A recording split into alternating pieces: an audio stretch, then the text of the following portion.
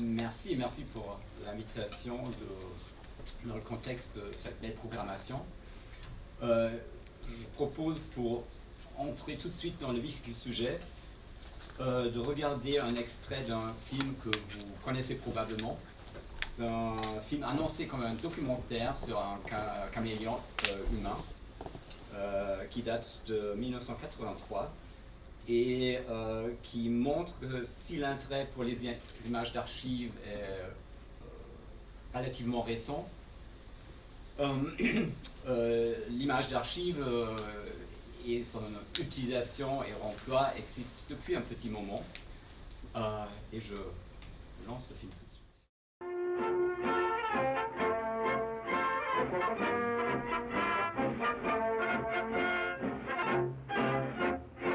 Adolf Hitler and the National Socialist Party continue to consolidate gains in depression-ridden Berlin. Denouncing the Treaty of Versailles, the Nazis make fervent appeals to German patriotism, promising to rebuild Eudora the nation Fletcher is into a stunned super by what she military sees. power. Amongst the brown Outspoken shirts, condemnation she of spots a Jewish figure citizens, who Hitler could and be his Zelig. followers have Yes, but then it really made sense. It made all the sense in the world, because although he wanted to be loved, craved to be loved, there was also something in him that desired immersion in the mass and anonymity, and fascism offered Zelig that kind of opportunity so that he could make something anonymous of himself by belonging to this vast movement. She sails for Europe the following week. 10 days later, she arrives in Berlin. Germany is a country deep in the throes of the Depression. Militarism and unrest are in the air. She searches everywhere and makes inquiries, but it is impossible. After 3 weeks, the authorities begin to get suspicious. They watch her. While she is out, they search her hotel room. A 4th week goes by, and she is about to give up and go home when news of a large rally at Munich catches her attention. It is rumored that it will be the largest gathering to date of Nazi personnel. Eudora Fletcher is counting on the hope that Zelig may also attend, and that if she can confront him, the strong feeling he has always had for her can be awakened. At first, all appears hopeless. The crowd is huge, and it seems impossible to locate any one particular face. Gelobt ich mir zum ersten Mal, als unbekannter Eiserner diesen Krieg zu beginnen und nicht zu ruhen, bis endlich diese Erscheinung aus dem deutschen Leben... Then, suddenly, a figure flanking the Chancellor catches her attention. Behind and to the right of Hitler, she spots Zelig. Struggling to make contact, she manages to catch his eye. Like a man emerging from a dream, Zelig notices her. In a matter of seconds, everything comes back to him. Niemals an fremde Hilfe, niemals an Hilfe, die außerhalb unserer eigenen Nation, unseres eigenen Volkes liegt. Deutschland nicht gestellt erhielten, sondern selbst sich schaffen mussten.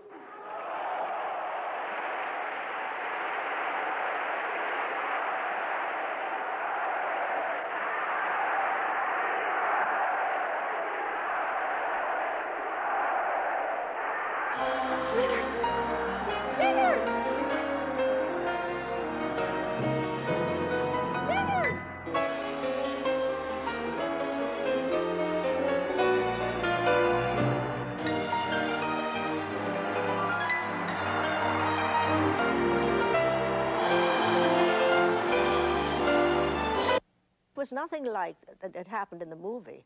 When Leonard came down from the podium, they didn't know what to think. We couldn't believe our eyes. Hitler's speech was ruined. He wanted to make a good joke about Poland. But just then, Selig interfered, and Hitler was extremely upset.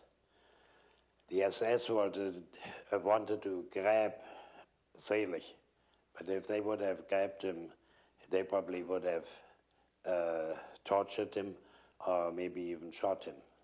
So in the confusion, Fletcher and Selig got out of the building through a side door. They grabbed the car, they sped away, in the car, the SS after them, shot them. In rare German newsreel footage, a quick glimpse of the escape was recorded. Zweigfanatische, idiotische, amerikanische Dummköpfe, kriminelle Schweinehunde, die Selig und Fletcher heißen, ruinierten in einer wichtigen Rede unseres Führers Adolf Hitler den besten Witz. I was flying. It was wonderful. And then suddenly something happened. I was frightened. I lost control. We went into a dive. Leonard was so terrified that he changed his personality. And before my eyes, because I was a pilot, he turned into one too. Zelig takes control of the airplane. Acting the role of pilot, he struggles valiantly with the aircraft. The Germans, who are stunned, take a full 15 minutes before they follow in hot pursuit of their quarry. With Eudora Fletcher unconscious, Zelig, who had never flown before in his life, not only escapes the German pilots, but sets a record for flying non-stop across the Atlantic, upside down.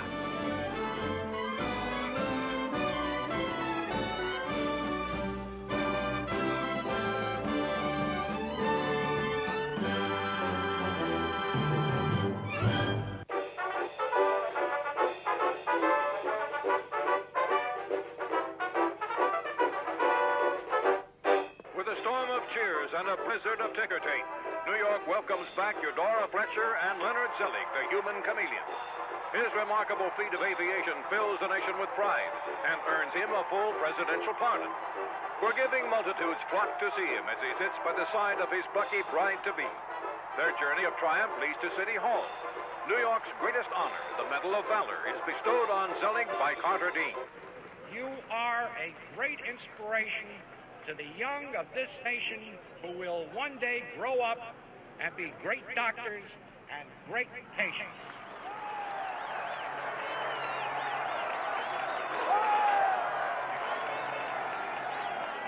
This was a great thrill. I'm glad we lived to see this day. Right, I've never flown before in my life, and it shows exactly what you can do if you're a total psychotic.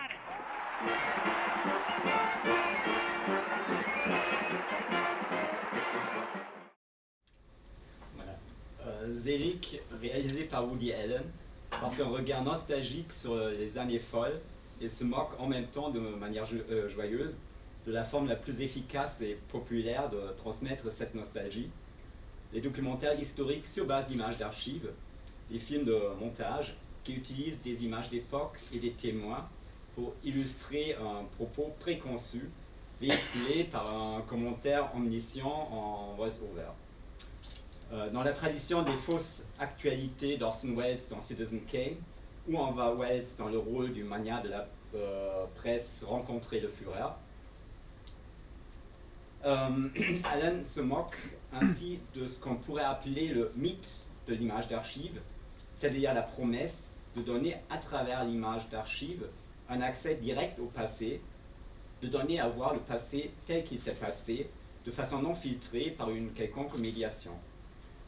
Zelig sort en 1983 et le film n'aurait pas été possible dans cette forme si le mythe de l'image d'archive n'avait pas été profondément ancré dans le paysage médiatique du monde occidental. Aujourd'hui, je voudrais montrer comment on est arrivé là, c'est-à-dire du début du cinéma jusqu'aux années 50, quand l'idée de l'image d'archive, telle qu'on l'a aujourd'hui, et son mythe se sont installés. Au début du cinéma, les pionniers n'ont pas de conscience particulière de la valeur des images une fois le film rentabilisé. Le cinéma d'attraction est un cinéma du présent sans conscience historique. Il n'y a pas d'archives de cinéma, et s'il y a une reprise d'image, c'est pour des raisons économiques ou pratiques.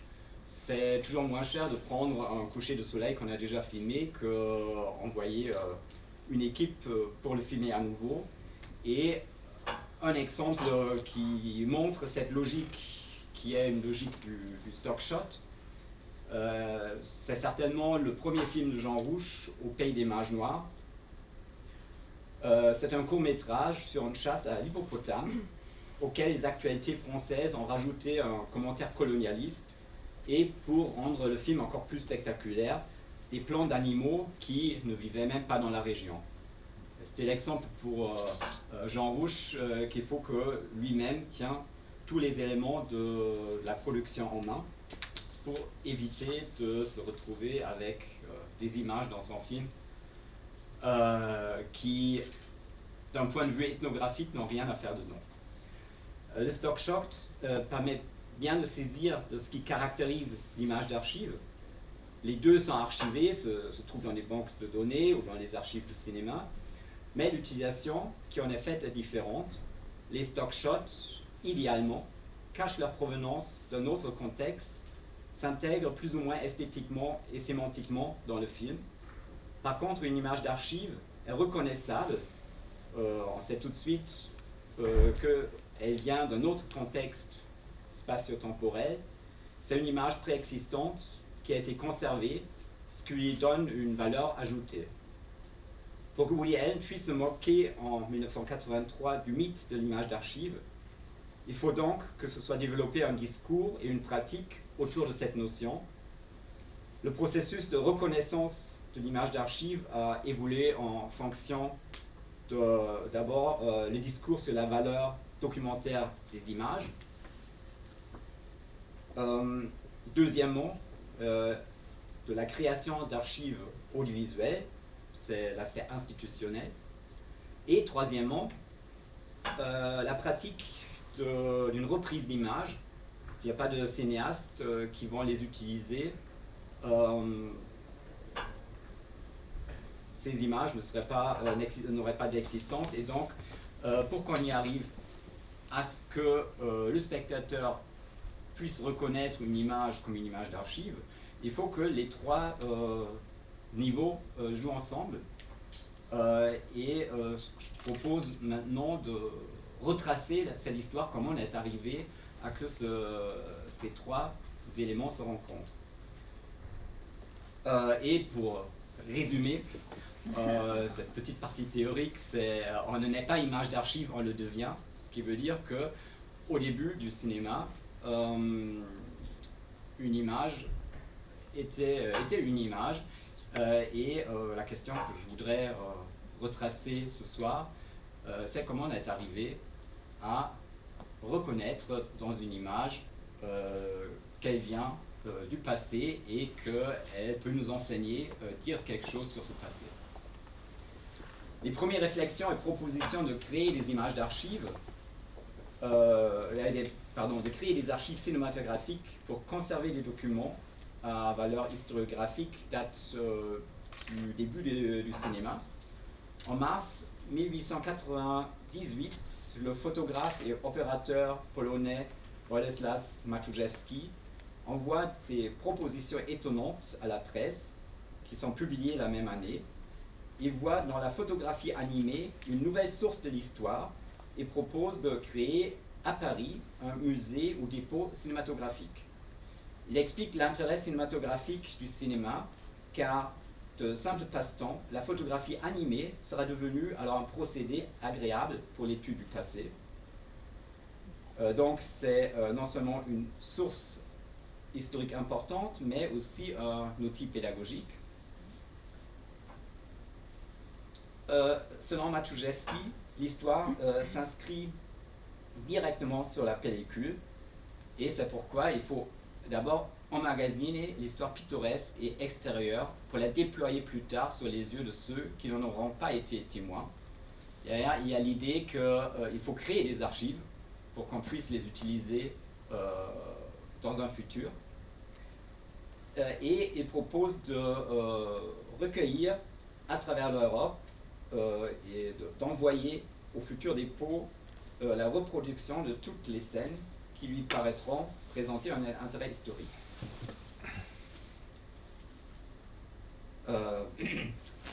Mais ces propositions n'ont pas eu les conséquences. Il faut attendre les années 30 pour que soient créées des grandes cinémathèques et des archives cinématographiques. Et je dirais les années 60 pour que les historiennes et historiens prennent au sérieux l'image animée comme une source historique.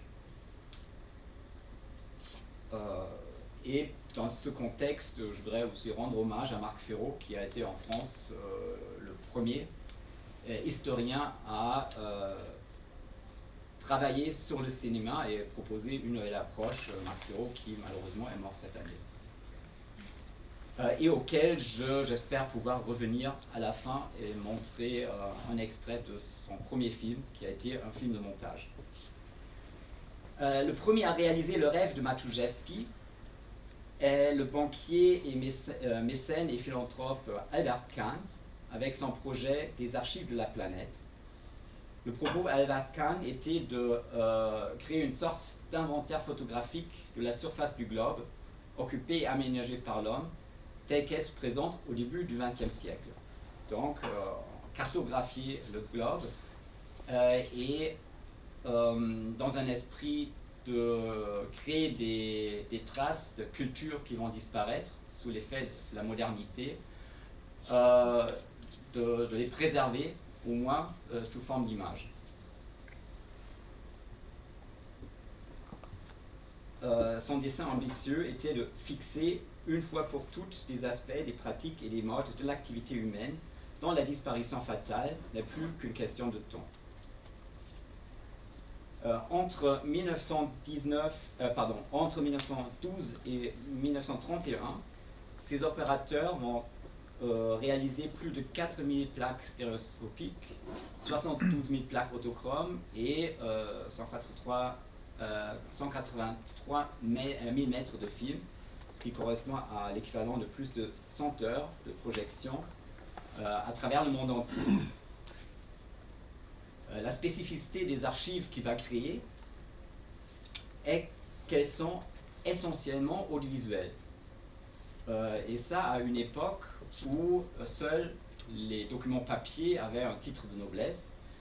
C'est pourquoi une chercheuse parle même de contre-archives qu'il a créées.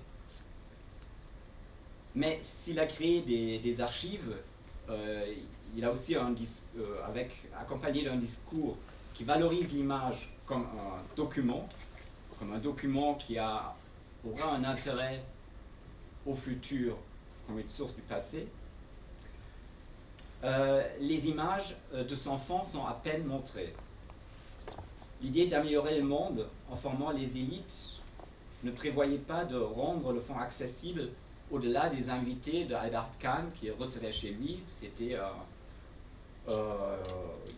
Il était ami de Bergson, recevait des personnalités du monde politique et la culture, mais c'était un cercle assez restreint. L'autre utilisation qui a été faite de ces images, c'était par le directeur scientifique du projet, Jean Brune, géographe, spécialiste de la géographie humaine, qui montrait les images et les extraits de films lors de ses conférences au Collège de France. Ainsi, le projet et les images sont tombés dans l'oubli après la faillite d'Albert Kahn, qui meurt en 1940, et ne sont redécouverts qu'à partir des années 70. C'est probablement en France, pendant et au sortir de la Première Guerre mondiale, que les trois éléments vont être réunis pour pouvoir parler d'images d'archives. La création en 1915 d'un service photographique et cinématographique des armées avait pour double objectif d'assurer une propagande locale à l'aide de documents authentiques et de constituer une documentation historique des archives du futur dont la sincérité sera, dit-on, irrécusable pour l'historien.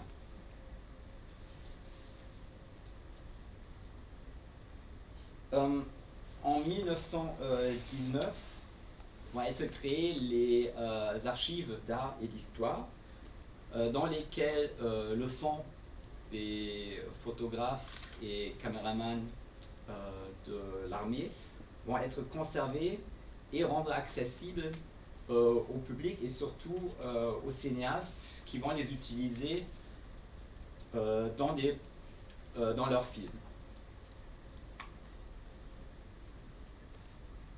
Je voudrais alors il y a plusieurs films dans lesquels ces archives ont été utilisées.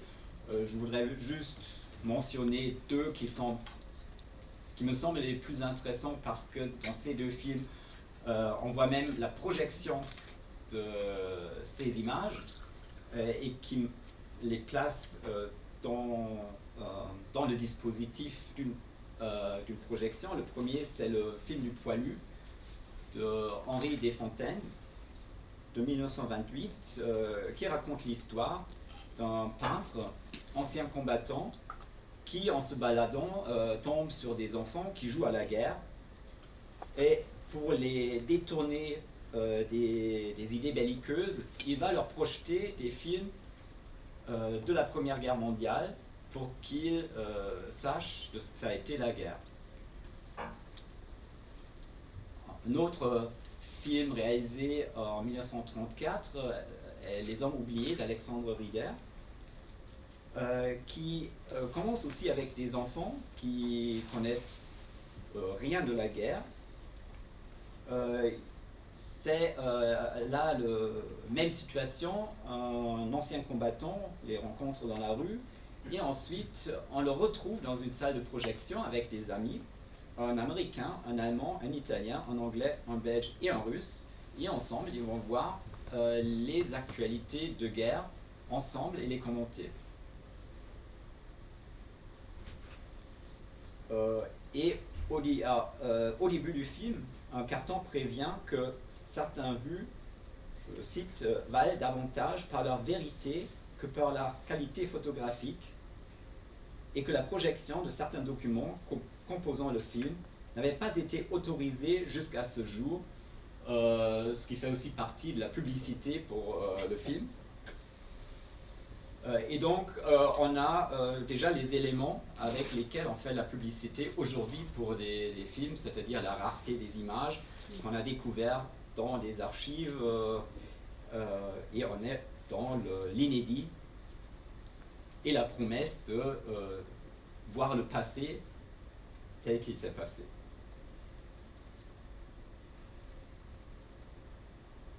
Dans la pratique des films d'après-guerre, on mélange souvent des images reconstituées avec des images de l'époque, c'est-à-dire des images d'archives, ce qui, à cette époque-là, ne pose pas de problème parce que ce qui compte surtout, c'est la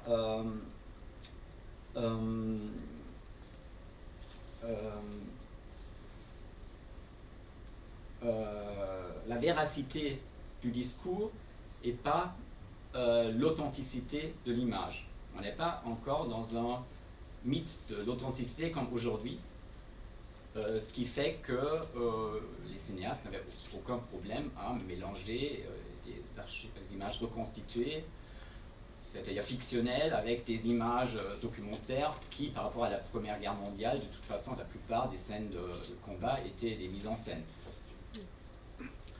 Je dirais que c'est à cette époque, au milieu des années 20, qu'il y a une sensibilité pour les images du passé. Je trouvais un commentaire de René Clair qui a constaté lors d'une conférence en 1925 que c'est en 1925 que pour la première fois, le cinéma se retourna vers son passé. L'événement se produisit au cinéma des Ursulines, dans le programme d'ouverture qui comportait La rue sans joie, entr'acte et 5 minutes au cinéma d'avant-guerre, fit courir tout Paris vers une petite salle obscure située derrière le Panthéon. Ces 5 minutes, au cours desquelles étaient projetées les actualités d'avant 1914 et divers drames de la même époque, firent pâmer de rire la plupart des spectateurs.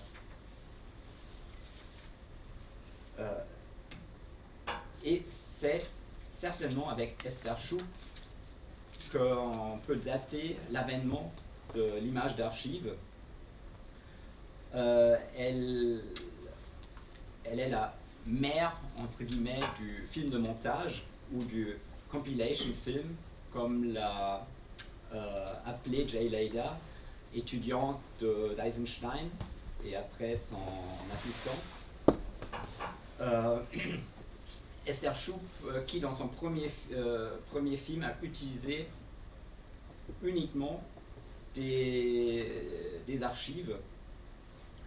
Et ce film-là, La chute de la dynastie des Romanov, qui a été réalisé pour célébrer les 10 ans de la Révolution, était destiné aussi pour le grand public et a été vu par le grand public.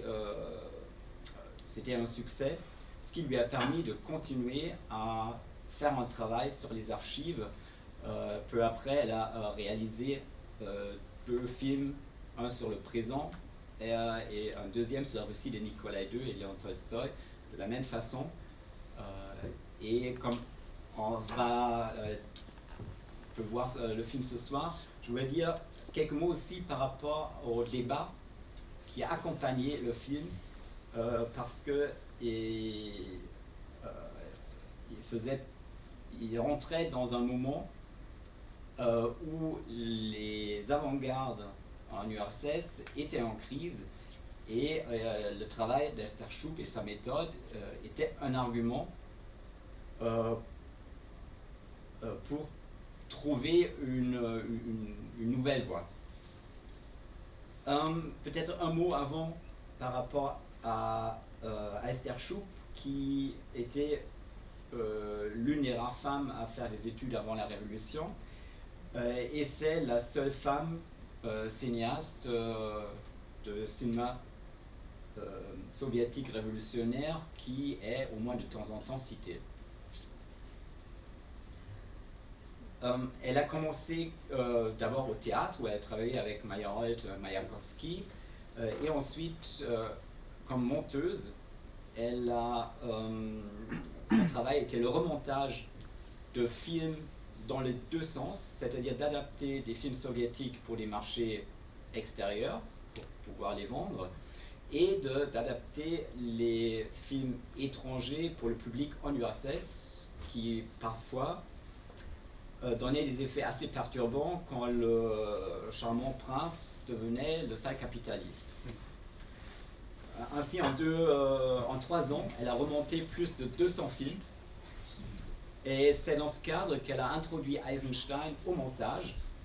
Avec Eisenstein, elle a travaillé sur les 2 Mabuse de Fritz Lang, qu'ils ont réduit en un seul film rebaptisé La pourriture dorée. Selon Schupp, ce sont des images d'actualité qu'a utilisé Eisenstein dans son cuirassé Potemkin, qui l'ont inspiré à faire un film uniquement sur base d'images d'archives. Je ne sais pas si vous avez une idée quelles peuvent être les archives dans le cuirassé. Parce qu'on est plutôt dans une logique de stock shot, comme la flotte soviétique ne marchait pas. Eisenstein a puisé dans les actualités pour prendre des images de navires. Alors j'ai trouvé des sources contradictoires. L'une disent que ce sont des navires allemands, d'autres, Jay Leiter, disent que ce sont des Britanniques, et que les militaires britanniques ont pris peur quand ils ont vu le film parce qu'ils pensaient que la flotte soviétique marche à nouveau. Mais bon, là on est encore dans un esprit de stock shot. Tout a été fait pour camoufler justement l'origine. Et ce que Esther Schupp va faire, c'est le contraire. Elle va utiliser les images et les valoriser comme images du passé, qui permettra de mieux comprendre ce passé.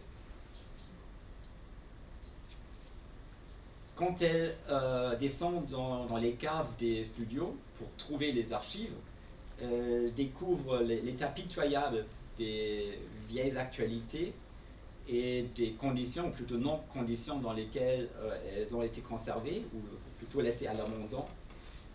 Et donc, elle va faire tout un travail d'archiviste pour trouver dans des entrepôts, des caves, des actualités russes et soviétiques.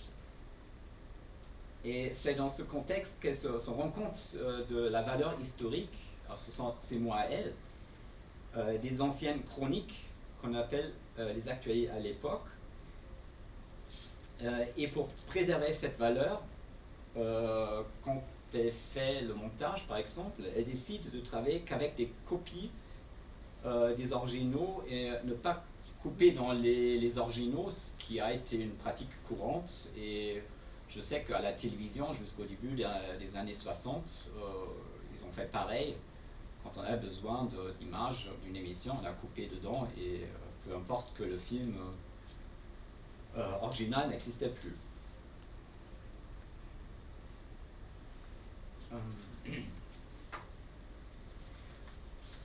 C'est ainsi qu'elle participe à sauvegarder le patrimoine visuel et elle va même racheter des films vendus aux États-Unis et découvrir des images de Lénine qui étaient inconnues en Union soviétique.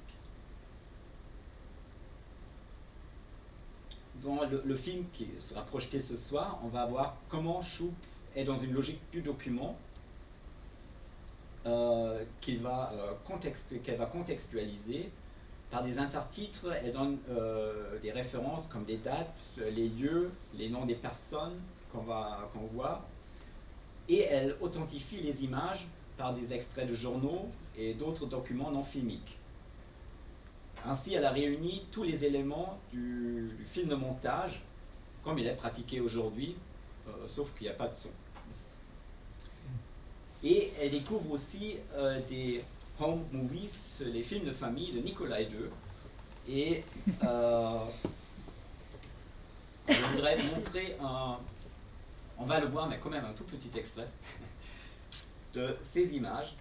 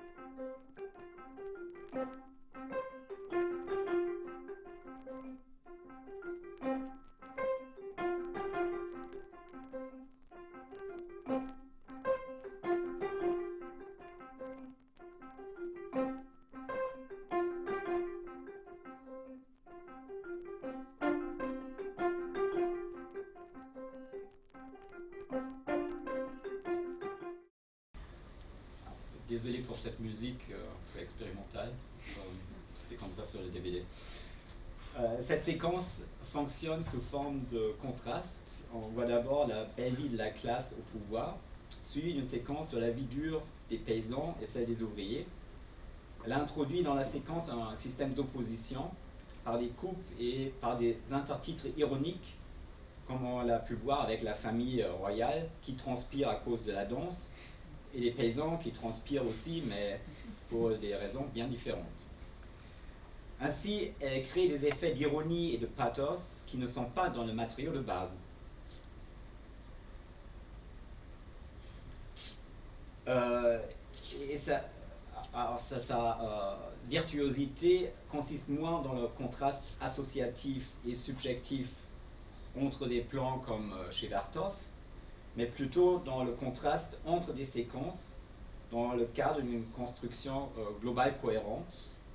Le film raconte, comme le titre l'indique, la chute de la dynastie des Romanov, et pour la rendre compréhensible, elle explique le système russe, l'exploitation qui va mener à la révolution. Le cinéma de Shoup et son principe de ne pas intervenir dans les matériaux et de les montrer dans leur intégralité. Alors ça, c'était l'un de ses principes de base, de ne pas couper dans les extraits, mais de les laisser dans leur intégralité, ce qui se faisait relativement facilement à l'époque avec des morceaux d'actualité qui étaient relativement courts. Cette pratique va servir d'argument dans un débat passionné au sein de groupes d'artistes et d'écrivains LEF, le front gauche des arts. Et cette discussion est bien plus qu'une simple querelle entre artistes avant-gardistes. Le débat de LEF arrive à un moment aux années 20 où en URSS, les mouvements d'avant-garde, et particulièrement LEF, sont en crise et redéfinissent leur position. Et la méthode de Shoup va livrer les arguments.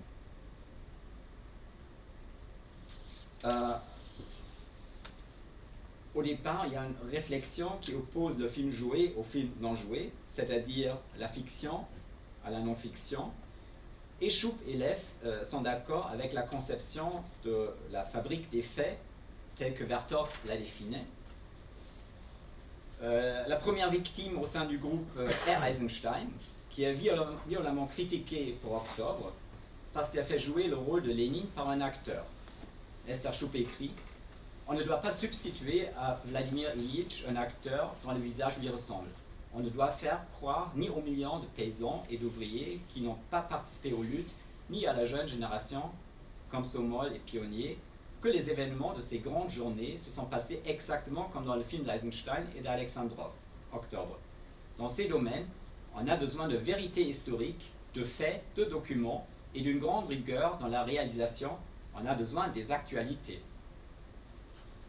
Selon Shoup, les actualités sont le seul média capable de préserver cette grande époque à des générations futures. L'idée que ces arguments sont basés sur l'idée que l'authenticité dépend du statut ontologique de l'image, ce qui est paradoxal parce que ainsi l'autorité est transférée au matériau lui-même, ce qui signifie une remise en question des principes des théories de montage développées au début des années 20 en URSS. Ensuite, il y a au sein de l'EF un débat sur la nature du document, dans lequel Vertov et sa méthode sont sévèrement remises en cause. Le critique Shklovsky lui reproche que par sa méthode spontanée et subjective, le matériau perdrait sa qualité documentaire. Vertov se voit reprocher de transformer les collections des archives en, je cite, ramassis de bouts de film. Lev Kuleshov aussi s'en prend à Vertov et à son frère, Mikhail Kaufman, qui critiquent parce que dans leurs films, les plans sont trop courts pour qu'on puisse les examiner. En plus, il déclare que le montage d'un film non joué n'est pas défini par l'auteur, mais par le matériau brut. Et c'est la méthode d'Esther Shoup, avec ses longs plans, qui correspondent le mieux à cette nouvelle perception du document filmique. Après l'image, c'est l'archive qui est au centre du débat. Shklovsky déclare qu'il faut accumuler la plus grande quantité de faits réels, c'est-à-dire d'images documentaires. Il appelle donc à créer des archives. Tretiakov propose qu'on envoie des milliers de photographes et de caméramans dans le pays entier pour prendre un maximum d'images qui pourraient être utilisées dans le futur. L'objectivité sera assurée par la quantité du matériau et par la distinction entre celui qui fait les images et celui qui les utilise. Et Ossip Brik va encore plus loin et suggère carrément de fermer tous les studios pour ne produire que des matériaux d'actualité. C'est une argumentation paradoxale, car le documentariste ne pourra plus s'exprimer sur le présent et ne travaille que pour les archives, dont résultera une réalité de seconde main. Les archives deviennent ainsi la métaphore de réalité. L'autorité va aux matériaux conservés en tant que porteur éternel de sens. L'artiste renonce donc à son rôle de changer le réel. Et je pense que cette discussion montre la crise du mouvement d'avant-garde.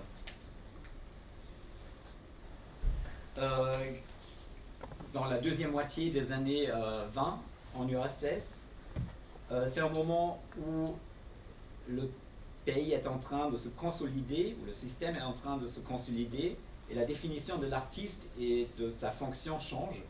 Les valeurs vont de la subjectivité, spontanéité et inspiration vers objectivité, contrôle et organisation.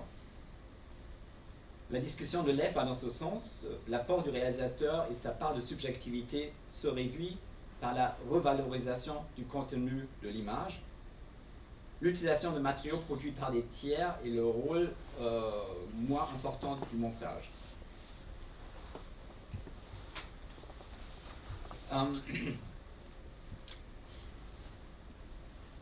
Ironie du sort, pendant que les théoriciens de Lev vont propager ce nouveau modèle à l'individualité réduite de l'artiste cinéaste, Mayakovsky la défend au studio parce qu'on ne voulait pas lui donner les droits sur son film avec l'argument que ce sont des images fabriquées par d'autres et donc pourquoi payer des droits sur quelque chose qui n'est qu'un remontage. Plus tard, dans les années 30, elle fait son autocritique, je la cite, alors c'est une diction bien stalinienne. Notre première et principale erreur à nous, documentaristes, est d'avoir opposé le film documentaire à tout le cinéma de fiction. Nous avons défendu le point de vue selon lequel seul un film documentaire pouvait être le film révolutionnaire soviétique. Nous souffrions de toutes les maladies infantiles de la gauche. Nous avons lancé le mot d'ordre, à bas le film d'acteur, Eisenstein. Notre deuxième grande erreur était de fétichiser les faits. Nous considérions le fait comme matériau du montage et, en partie, il faut l'avouer, comme matériau pour spéculer avec le montage. Urbanisme, formalisme, schématisme, absence de sujet, absence d'objet, tout cela avait sa place dans bon nombre de nos films.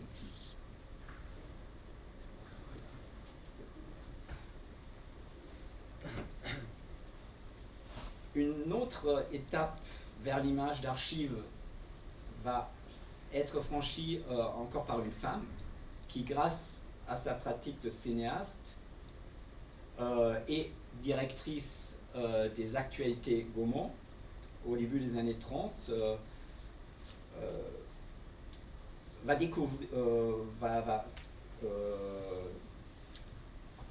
elle réalise des films documentaires et elle écrit aussi des textes théoriques dans lesquels elle valorise les actualités comme le meilleur moyen d'écrire l'histoire.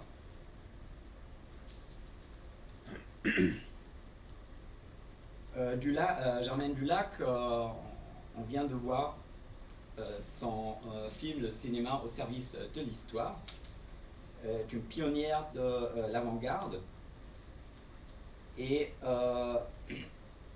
à partir, avec l'arrivée du sonore, elle s'est détournée de la fiction pour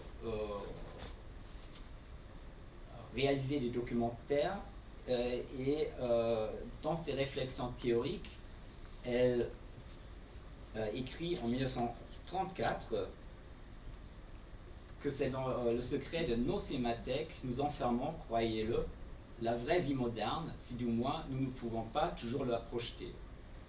Et la fin, si du moins nous ne pouvons pas toujours la projeter, signifie qu'elle avait aussi une conscience de la valeur de ce qui n'a pas été utilisé, les roches, qui souvent étaient jetées, et Germaine Dulac avait conscience qu'il faut les garder parce que dans l'avenir, elles peuvent prendre une valeur qu'on n'a pas vue au moment de la réalisation.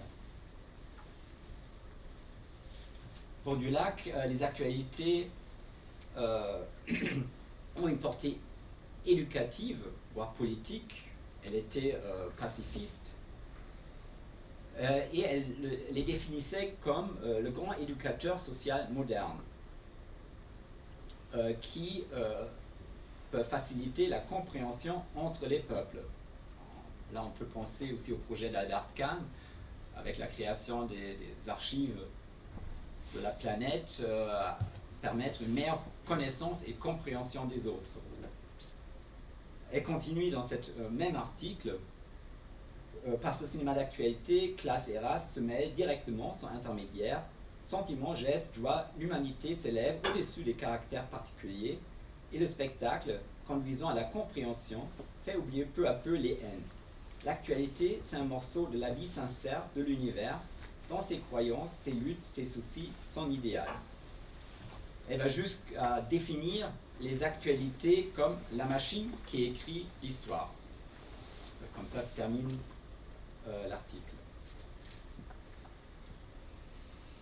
En 1935, elle réalise le cinéma au service de l'histoire, un film de commande qui présente l'époque du début du siècle jusqu'à l'heure actuelle. Dans ce film, les images d'archives valent davantage par leur rapport au réel et au temps que par leur qualité photographique, ce qu'elle explique dans le générique du début, dans lequel elle s'excuse pour certaines imperfections.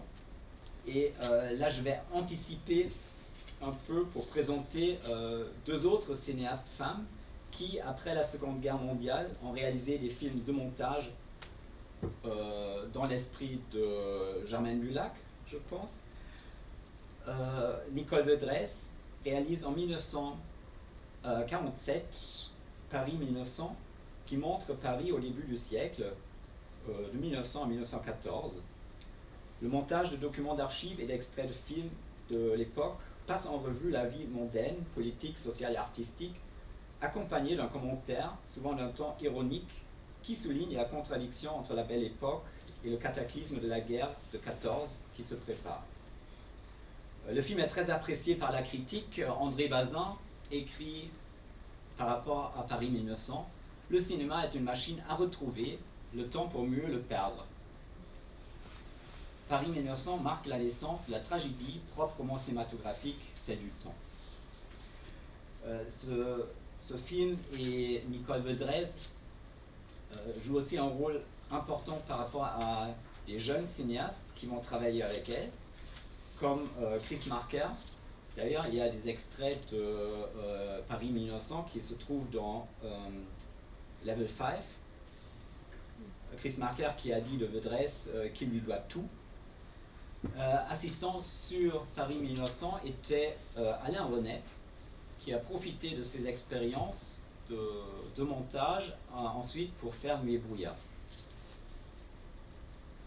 Et comme ça, j'ai aussi au moins évoqué Nuit et brouillard. Je me suis dit, comme c'est un film bien connu, normalement dans ce contexte, on devrait le mentionner, en parler, mais pour les raisons de temps, là, je me contente de l'évoquer dans ce contexte. Une autre cinéaste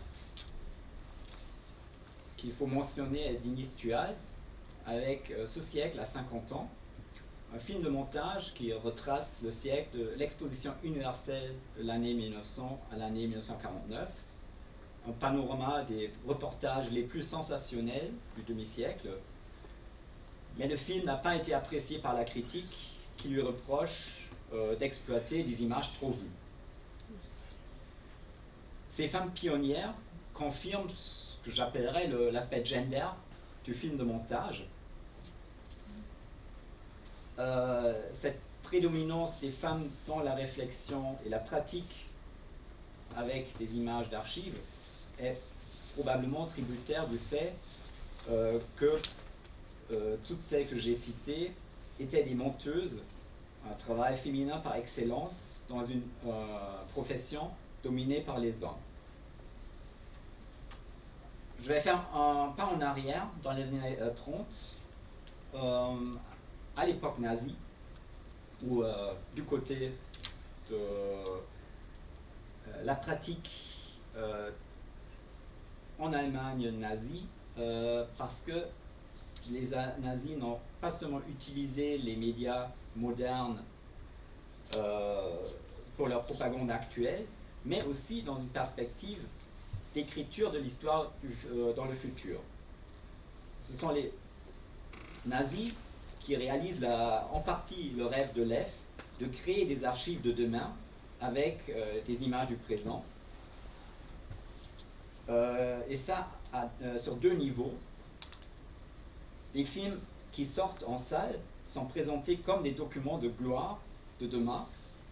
Vous voyez là un exemple du film Baptême de feu de 1940 qui, dans son générique, annonce qu'il s'agit en tant que contribution à l'histoire de la plus grande bataille de libération. Ce film est un document aux générations vivantes et futures. Il y a aussi des productions qui sont exclusivement entreprises pour les archives. Des équipes vont être envoyées pour filmer les grandes œuvres, entre guillemets, surtout les autoroutes. Il y a des kilomètres de films d'autoroutes dans les archives, aussi sur des personnalités, des images qui sont pas prévues à être montées et exploitées tout de suite, mais à une utilisation future quand on va se pencher sur l'histoire du Reich de Milan, qui n'a duré que 12 ans. Il y a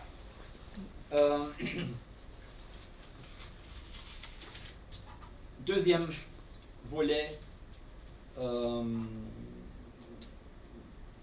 partie dans cette pratique de créer des archives qui est dans une perversion du concept de l'ethnographie du sauvetage, salvage ethnographie, c'est-à-dire de filmer des cultures qui disparaissent pour garder une trace au moins à l'image, ce qui a été le projet d'Albert Kahn. Cette version pervertie par la commande de Goebbels de faire des images des ghettos, parce que bientôt il n'y aura plus de juifs et donc on aura besoin d'images pour les archives. Dans son livre de souvenirs, qui est le responsable du département cinéma au gouvernement Fritz Zippler, il se rappelle, il faut être prudent parce que c'est un ouvrage apologétique, mais il prétend de se rappeler de ce que Goebbels lui avait dit: filmez-y tout ce qui vous passera devant les yeux. La vie et la foule dans les rues, le commerce et le trafic, les rituels de la synagogue, le brigandage que l'on ne doit pas oublier. Nous devons fixer cela dans son état original, car il n'y aura bientôt plus de juifs. Le Führer veut tous les expulser vers Madagascar ou un autre terrain. C'est pour cela que nous avons besoin de ce documentaire pour nos archives. Cela donnera le documentaire antisémite Der ewige Jude, le juif errant, qui est l'équivalent documentaire du Juif Zus, et certainement l'un des films les plus abjects qui a été réalisé dans l'histoire du cinéma. Le film s'inscrit dans une série de films antisémites produits à partir du début de la guerre pour préparer les Allemands à la solution finale. Pour ce film ont été tournées des images dans le ghetto de Varsovie que les nazis vont même pas utiliser parce qu'ils avaient peur que le public pourrait avoir de la pitié tellement ces images étaient insupportables. Aujourd'hui, on les retrouve dans pratiquement tous les documentaires sur la Seconde Guerre mondiale.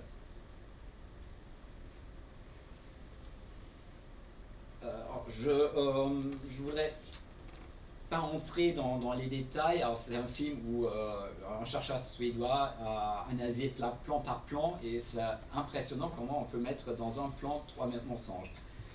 Je voudrais tirer votre attention vers un aspect qui est rarement remarqué, qui est le fait que ce film va être novateur par rapport à l'utilisation de la fiction, parce qu'il va utiliser une fiction comme un document historique avec l'extrait d'une comédie américaine, The House of Rothschild, de Alfred Larcker. Je voudrais vous montrer un petit extrait. Aus einem Spielfilm aus der Geschichte der Familie Rothschild. Amerikanische Juden haben ihn hergestellt. Sicherlich, um damit einem der größten Namen der jüdischen Geschichte ein Denkmal zu setzen.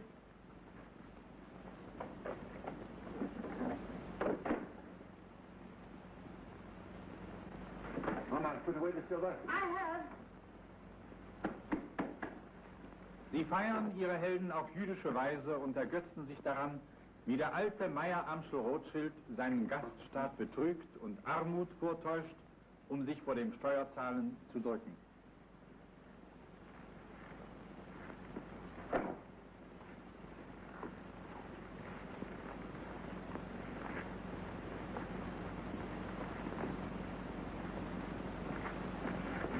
Hurry up, Carl. Come up, James. Over the fireplace. Remember, no deal for the last 5 days. Understand? Yes, Father. Are you hungry?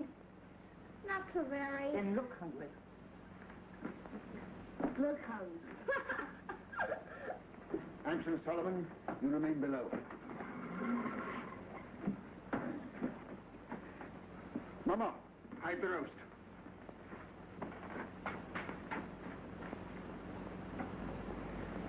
Get up, James.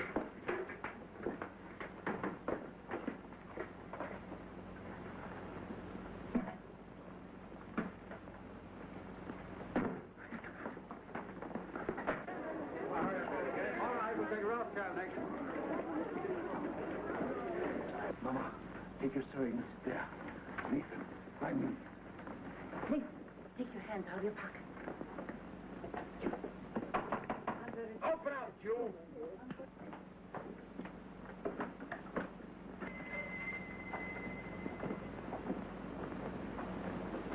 Who is it, Nathan? Alan Rothschild. Why, it's my good friend, the tax collector. Bring out your account book. Certainly, sir. Here it is. I was just looking over it. Things are very bad. I was saying to my poor wife, Dudula, this is our friend, the tax collector. Never have I known such a bad month. No. For 5 days, not one garden have I seen. Customers come, yes, but they don't buy. No. And no one's traveling these days, so my exchange business is worse than nothing. I shall soon starve. Starve, eh? Huh. Something smells good.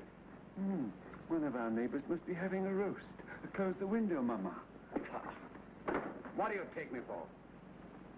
See, I don't understand what you mean. Rothschild, you're doing more business than any Jew in Jew Street. You're going to pay 20,000 gulden. 20,000? Oh. Why, a couch of the big merchants in the city doesn't pay as much as that. That's another matter. He's outside the ghetto. He's not a Jew. Oh, if you were going to kill me this instant, I could barely raise 1,000 gulden. Upstairs. Search the house. Pull the beds apart.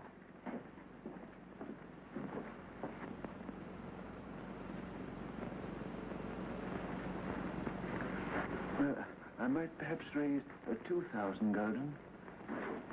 Sure. Very interesting. Much money is lost through sending gold by coach from one country to another. In times of war, it is seized by the enemy. In times of peace, by thieves. You are 5 brothers. I want you each to start a banking business in a different country. One to go and open a house in Paris, one in Vienna, one in London.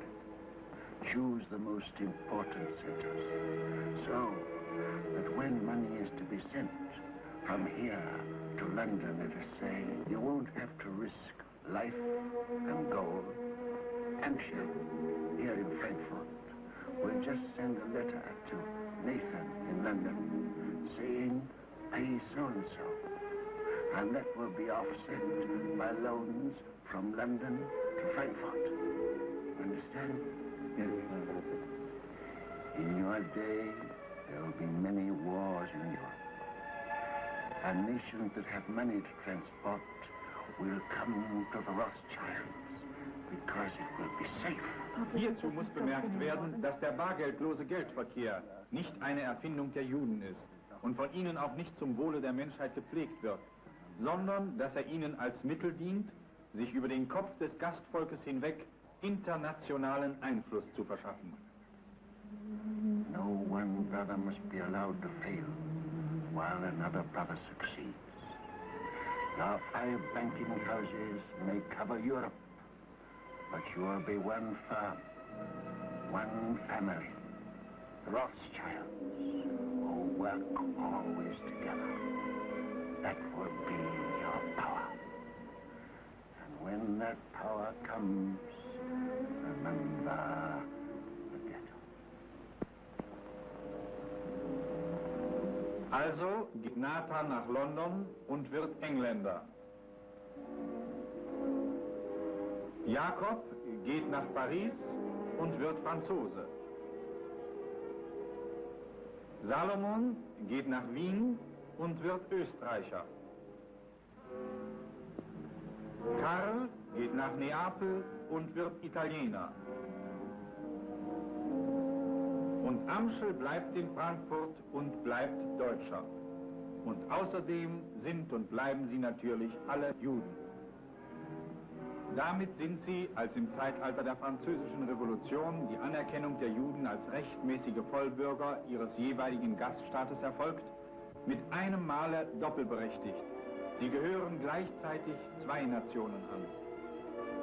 Und sie haben nicht umsonst Blutsverwandte an allen europäischen Höfen und entsprechend geheime Kenntnisse von allen Vorgängen an diesen Höfen und Ländern. So blüht in dem arbeitsamen Jahrhundert des technischen Fortschritts das jüdische Zwischengeschäft wie nie zuvor. Das Haus Rothschild ist nur ein Beispiel für diese Taktik der Juden, das Netz ihres finanziellen Einflusses über die arbeitende Menschheit zu spannen. Die gleiche Taktik verfolgen das Haus Warburg und andere jüdische Bankierfamilien. Am Anfang des 20. Jahrhunderts sitzen sie überall an den Knotenpunkten der Welt- und Geldwirtschaft. Sie sind eine internationale Macht.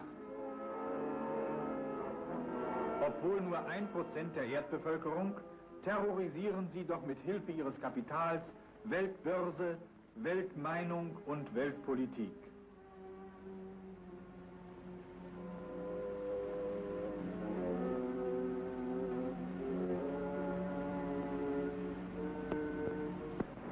New York ist heute das Zentrum der jüdischen Macht. Und die New Yorker Börse, das finanzielle Zentrum der Welt, steht unter der Herrschaft der jüdischen Bankhäuser Kuhn, Loeb, Warburg, Hanauer, Wertheim, Levison, Seligmann, Guggenheim, Wolf, Schiff, Strauß, Stern und so weiter und so weiter. Die jüdischen Finanzkönige lieben es, ihre Macht hinter den Kulissen spielen zu lassen und halten sich selbst gern im Hintergrund. Äußerlich haben sie sich ganz dem Gastvolk angepasst. Fast wie echte Amerikaner sehen sie aus. Bernhard Baruch, der jüdische Finanzberater und Freund des amerikanischen Präsidenten, in der Maske eines smarten Bürgers der USA. Otto Kahn, jüdischer Großbankier der Wall Street, gefällt sich in der Pose eines angelsächsischen Lords. Der jüdische Großbankier Felix Warburg. Der jüdische Großbankier Mortimer Schiff. Der jüdische Rechtsanwalt und Deutschenfeind Samuel Untermeier. Professor Felix Frankfurter, der jüdische Rechtsberater des amerikanischen Präsidenten. Herbert Lehmann, der jüdische Gouverneur des Staates New York. LaGuardia, der halbjüdische Bürgermeister von New York. Henry Morgenthau, der jüdische Finanzminister von USA. Der Jude Leon Blum, der frühere Ministerpräsident von Frankreich. Fast wie ein echter Franzose versteht er sich zu bewegen.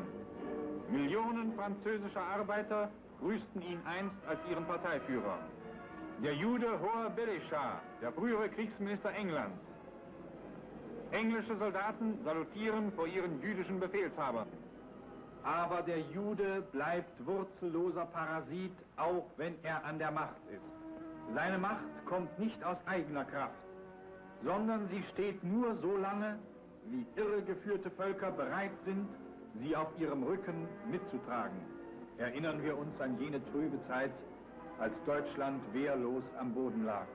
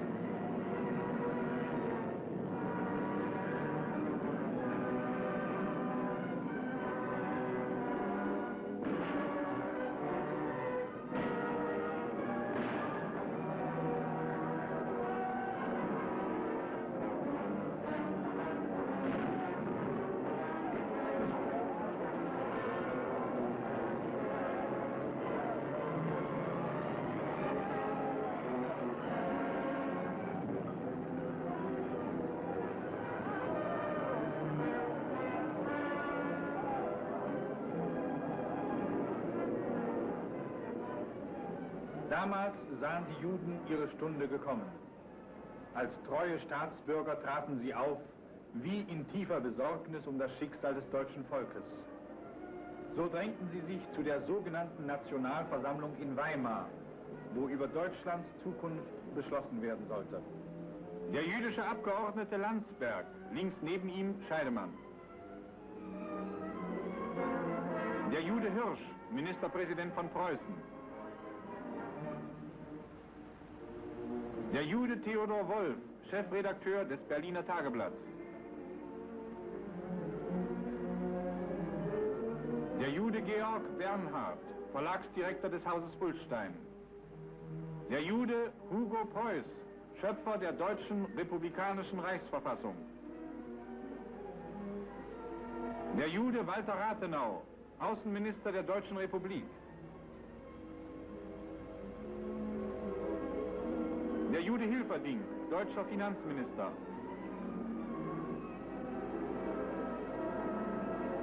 Der Jude Bernhard Isidor Weiß, Polizeivizepräsident von Berlin.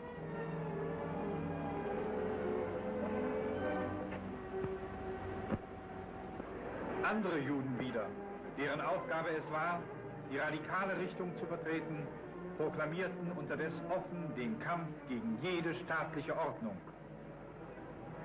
In der Maske selbstloser Volksbeglücker versprachen sie den Massen goldene Berge und hetzten sie auf, die Fesseln der staatlichen Ordnung zu sprengen.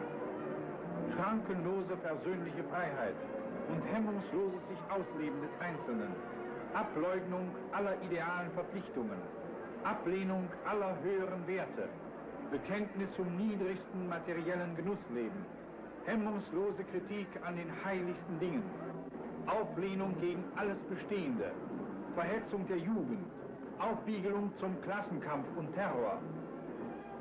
Es ist kein Zufall, dass diese volkszerstörende Irrlehre dem Hirne eines Juden entsprungen ist. Karl Marx, Sohn des Rabbiners und Rechtsanwalts Mardochai in Trier.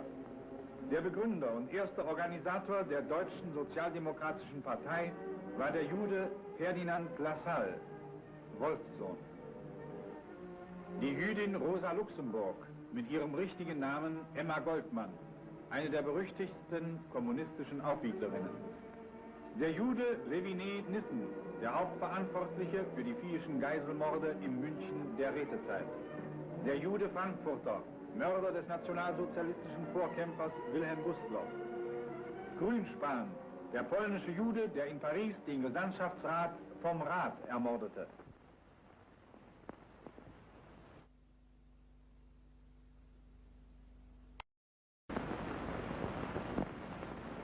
Man muss sich vor eine Minderheit war, die sich in dieser Weise anmaßte, ein großes, geduldiges Volk zu terrorisieren. Auf 1000 Deutsche kamen etwa 10 Juden, oder besser gesagt, auf 1000 uneinige, einander bekämpfende Deutsche kamen 10 Juden, die sich bei aller echten oder gespielten Konkurrenz immer über ihr Hauptziel einig waren: gemeinsame Ausbeutung der Deutschen. Nun drängte es die geschäftstüchtigen Juden natürlich in die Großstädte. 3/4 aller Juden lebten in der Großstadt. Aber nicht, um dort in den Fabriken zu arbeiten. Das überließen sie den Deutschen. Auf 1000 Berliner Arbeiter kamen nur 2 Juden. Dafür waren Anfang des Jahres 1933 von 100 Staatsanwälten Berlins 15 Juden. Von 100 Richtern waren 23 Juden. Von 100 Rechtsanwälten 49 Juden. Von 100 Ärzten 52 Juden. Und von 100 Geschäftsleuten 60 Juden.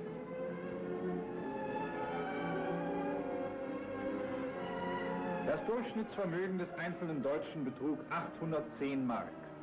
Das Durchschnittsvermögen des einzelnen Juden betrug 10.000 Mark. Während Millionen des eingesessenen deutschen Volkes in Arbeitslosigkeit und Elend gerieten, gelangten zugewanderte Juden in wenigen Jahren zu fantastischen Reichtümern. Nicht durch ehrliche Arbeit, sondern durch Wucher, Gaunerei und Betrug. Wir erinnern nur an Namen wie die Sklarex, welche die Berliner Stadtkasse um 12,5 Millionen erleichterten. Der Jude Kutiska, welcher dem preußischen Staat um 14 Millionen. Der Jude Barmat, welcher ihn um 35 Millionen betrog. Der Inflationsverbrecher Mendelssohn. Der jüdische Aktienschieber Katzenellenbogen und wie sie alle hießen. Am gefährlichsten aber wird das Judentum dort, wo ihm erlaubt wird, sich in die heiligsten Dinge eines Volkes, in seine Kultur, seine Religion und Kunst hineinzumischen und darüber seine anmaßenden Urteile abzugeben. Der Schönheitsbegriff des nordischen Menschen ist dem Juden von seiner ganzen Natur aus unverständlich und wird ihm ewig unverständlich bleiben.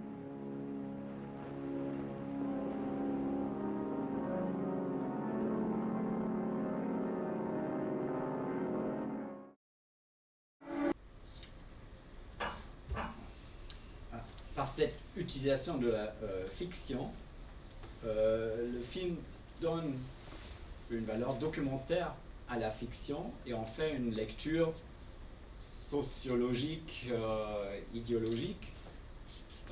Et je ne connais pas un autre exemple même d'un chercheur, d'un historien qui fait ça à l'époque avec la fiction cinématographique.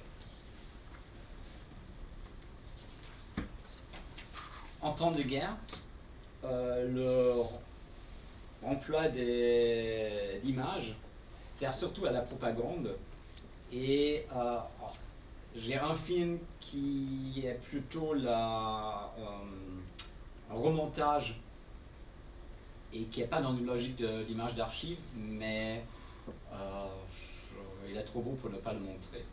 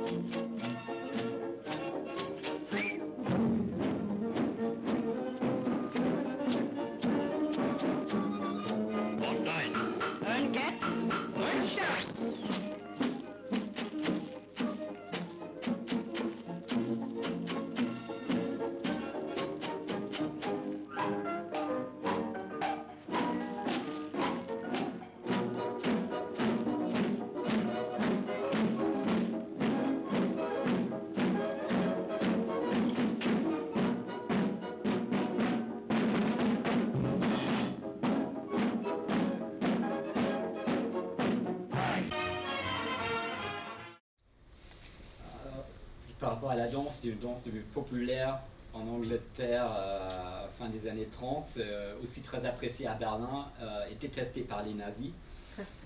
Et je ne sais pas si c'est vrai, mais les rumeurs disent que le film a tellement énervé Goebbels qu'il a, en sortant de la salle de projection, il a donné des coups de pied à des chaises et a crié des injures.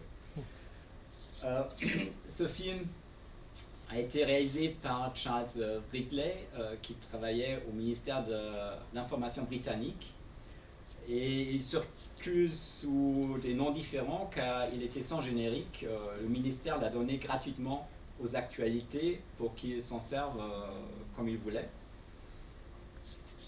L'origine des images, je pense que vous avez reconnu le film. C'est un film, même si on ne l'a pas vu, on l'a vu tellement ces images ont été utilisées, réutilisées, réutilisées, au point que le directeur de la maison du film documentaire de Stuttgart a dit que le plus grand succès, Leni Riefenstahl, Hitler et Goebbels l'ont eu après 1945, avec tous les films de montage dans lesquels on a retartiné leurs images.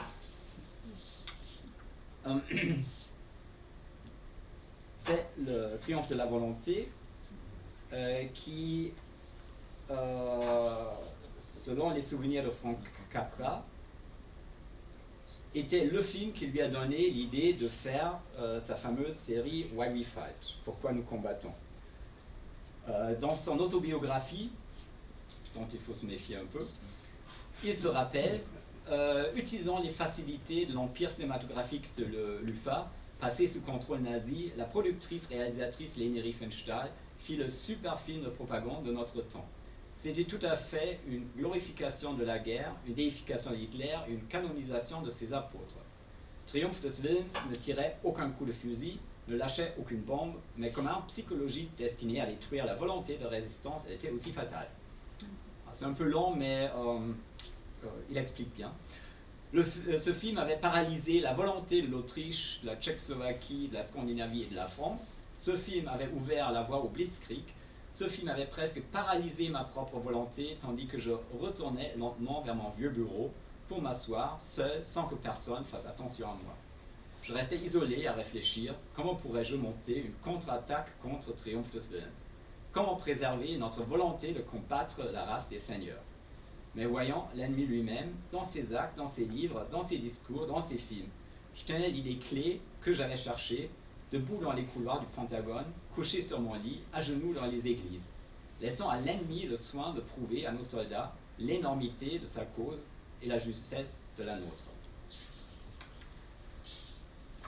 Dont il ne se rappelle pas, alors qu'après, à l'époque, il était officier de l'armée américaine et dirigeait une équipe de production.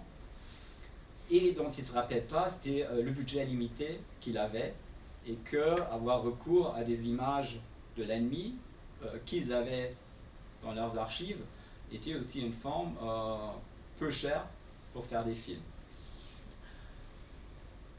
Le résultat, Why We Fight, je pense que vous avez au moins entendu parler de cette série de 7 films qui ont tous été faits après la même méthode, qui étaient faits avec le matériau de films d'ennemis, comme l'explique le générique.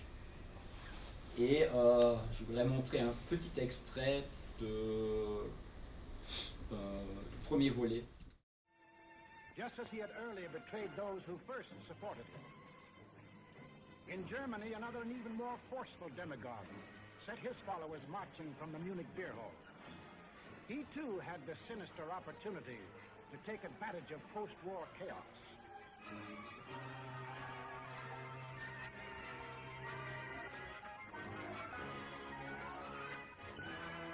But he also had certain distinctive German characteristics to play on.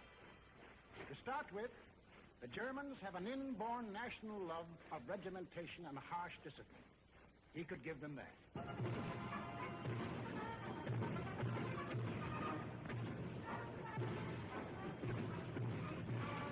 The German army, and through them the people, had never acknowledged German defeat in the last war and were anxious for revenge.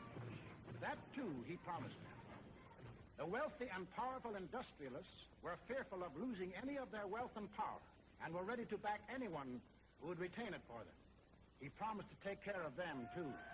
This man cunningly played all these ends against the middle and ruthlessly set out to murder the newborn German Republic. In Japan, you'd expect things to be done a little differently. They were. Here, not one man, but a gang disguised their little schemes as the will of the emperor. And to the Japanese people, the emperor is God. Taking advantage of their fanatical worship of the god emperor, it was no great trick to take away what little freedom they had ever known. Yes, in these lands, the people surrendered their liberties and threw away their human dignity.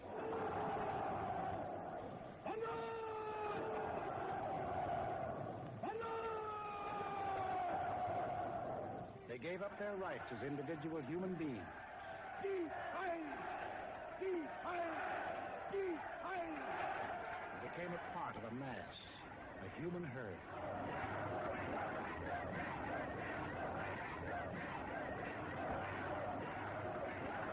Although these countries were far apart and different in custom and in language, the same poison made them much alike. Each got a new uniform. In Italy, the new bosses wore black shirts.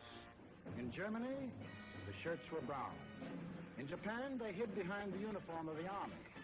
But really, they belonged to a sinister, secret society. Their symbol was a black dragon. The other fellows had to have a symbol, too.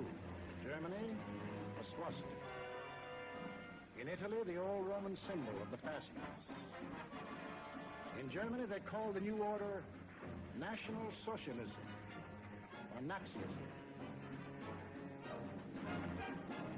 In Italy, they had a shorter word, fascism. In Japan, they had lots of names for it. The new era of enlightenment, the new order in Asia, the co-prosperity sphere. But no matter how you slice it, it was just plain old-fashioned militaristic imperialism. The Japs would get the prosperity, and the others would get the coal. They say trouble always comes in threes. Take a good close look at this trio. Remember these faces. Remember them well. If you ever meet them, don't hesitate. Les animations étaient faites par les studios Disney. Ironie de l'histoire, Disney qui avait des sympathies pour les national-socialistes et qui était l'un des rares à avoir accueilli Leni Riefenstahl à Hollywood. Et d'ailleurs, le studio était en crise et c'est en partie les productions pour le gouvernement qui l'ont sauvé.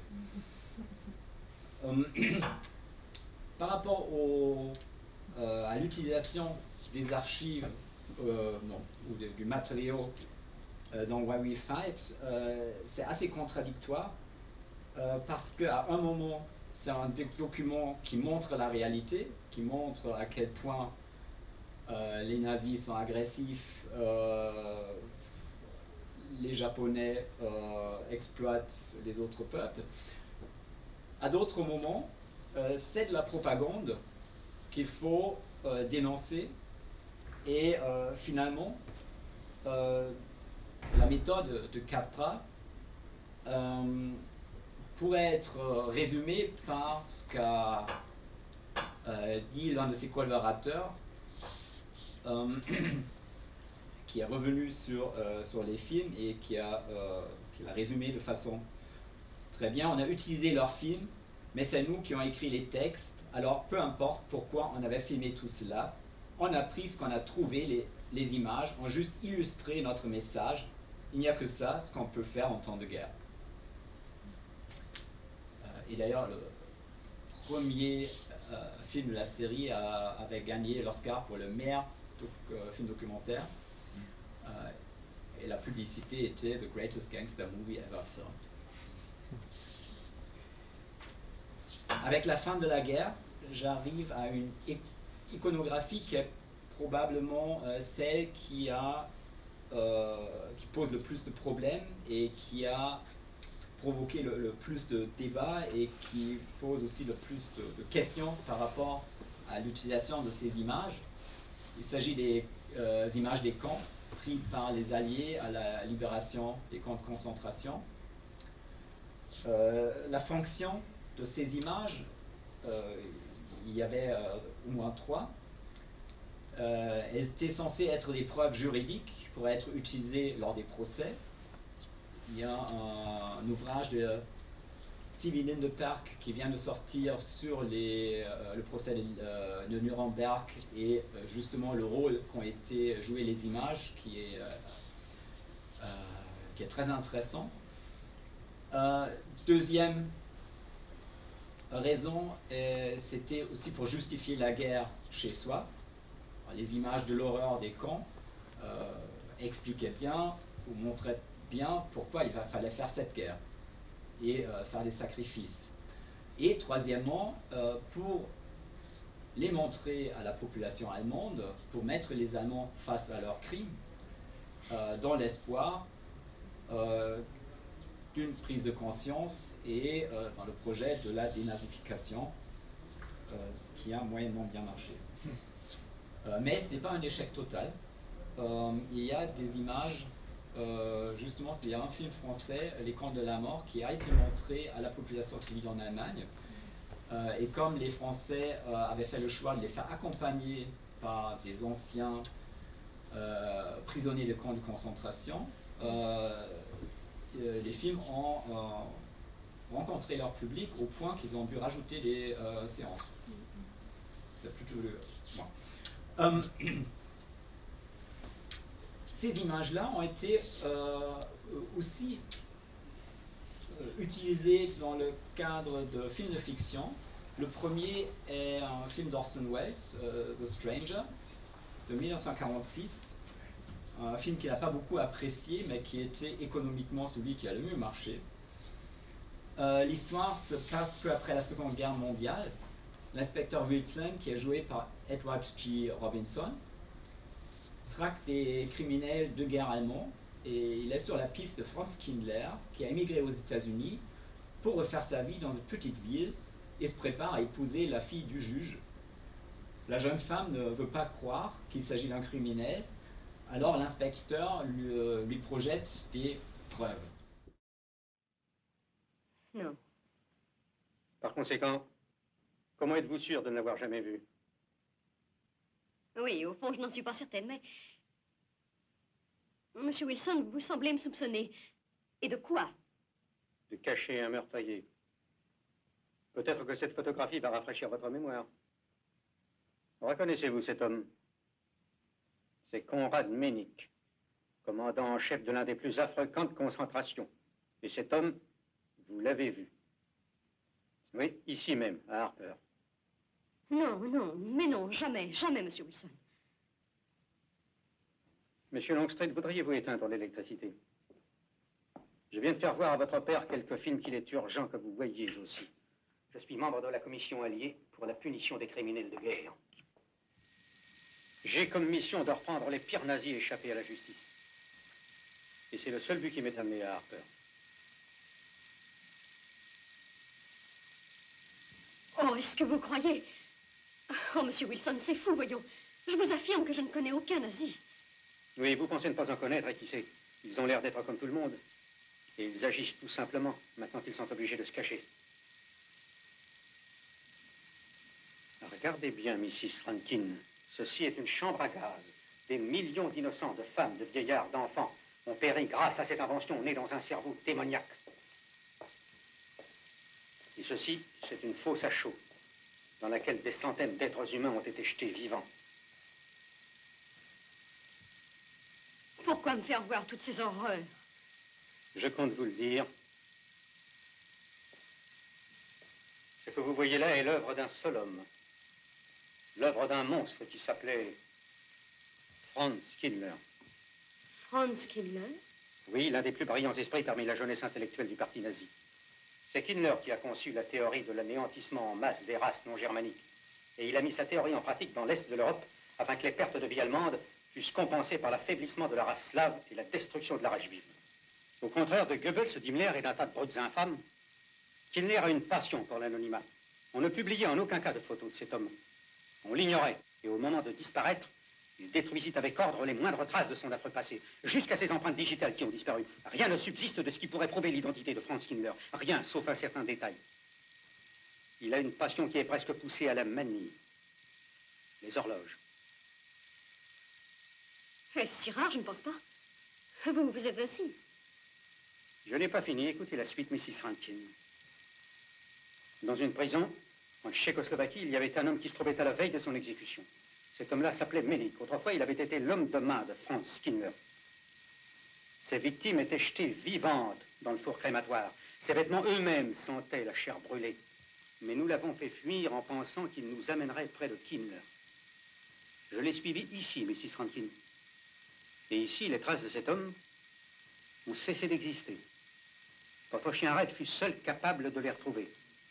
Et aujourd'hui que Menik est mort et enterré, dans le monde entier, une seule personne doit identifier Franz Kindler. C'est une personne qui a parlé avec Menik le jour de son arrivée à Harper.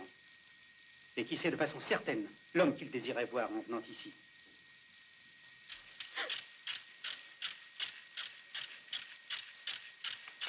Non, ce n'est pas un nazi. Mon Charles n'est pas un nazi. Les images des camps sont montrées comme des preuves, et même si l'image en elle-même ne prouve rien, elles servent quand même à déstabiliser, dans ce cas-là, la jeune femme qui va commencer à douter. Je reviens au film documentaire et au film de montage après 1949. En Allemagne, en Allemagne de l'Ouest, ont été réalisés plusieurs films qui ont repris des images des actualités de guerre allemandes.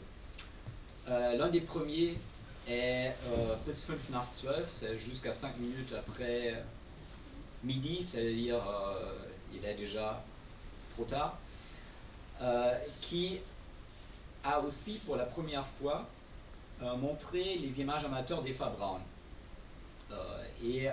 C'était l'argument de la campagne publicitaire, un film documentaire avec des images sensationnelles et inédites de la vie privée de l'entourage d'Hitler. Et l'affiche du film annonçait même sensationnel, des prises de vue inédites de la vie privée de Hitler avec Eva Braun, encore plus de suspense que dans un polar. Après, pour être juste, le film n'est pas aussi racoleur que la publicité. Il a été interdit par le gouvernement parce que Adenauer, son gouvernement, avait peur que ça va donner ça va rappeler les souvenirs à l'étranger et ça donnera une mauvaise image. Pas pour une mauvaise utilisation des images. Il y a d'autres documentaires réalisés en Allemagne de l'Ouest, souvent avec les images nazies, sans aucune prise de distance et en fonctionnant sur la fascination de l'iconographie fasciste. On pourrait dire que c'est une réaction presque normale que du côté de l'Allemagne de l'Est, fallait réagir et ça a été possible à partir de 1954 quand l'Union soviétique a rendu les archives de la UFA qui ont été pris en 1945 et ramenés à Moscou. Ces archives ont été restituées et qui étaient la base des archives de cinéma en Allemagne de l'Est. Ces films, Amos Vogel, on parle comme des films politiques les plus forts, mais aussi les plus discutables de l'après-guerre, qui viennent de l'Allemagne de l'Est, c'est-à-dire de la DEFA, de l'entreprise cinématographique de la RDA.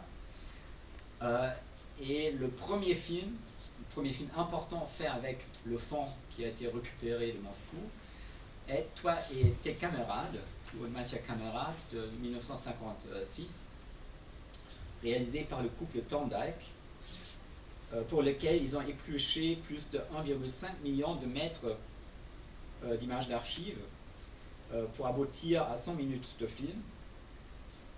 On pourrait presque parler d'un blockbuster post-stalinien. En RDA, le film a été vu par 4 millions de personnes. Il a été exporté dans plus de 50 pays sous le titre The German Story. En France, le film a été montré par le PCF. Le film couvre la période de l'Empire jusqu'en 1955, avec la RDA apparaissant comme l'aboutissement logique d'un développement historiquement légitime. Comme le dit la phrase clé, ici on a tiré les leçons du passé. Parce que la RDA se définissait comme un État antifasciste. C'est aussi le premier film qui va montrer les images du ghetto de Varsovie. Pas beaucoup, mais on les trouve déjà. Le générique annonce un film des faits et que chaque image est un document vérifiable. Le film s'inscrit aussi dans la guerre froide avec la propagande contre l'Allemagne de l'Ouest, avec à la base une rhétorique visuelle très efficace. Je voudrais montrer un extrait assez court. Malheureusement, j'ai pas une copie sous-titrée, je vais essayer de la traduire en direct. Mais les images sont assez explicites. Thelen ist wieder da. Und Heusinger, der in Hitlers Hauptquartier die Überfälle auf Europas Länder vorbereitete. Speidel ist da. Der Mann, der die Taktik der verbrannten Erde ausarbeitete. Und diese beiden, Heusinger und Speidel, führen die westdeutsche Armee. Zum 3. Mal bereit.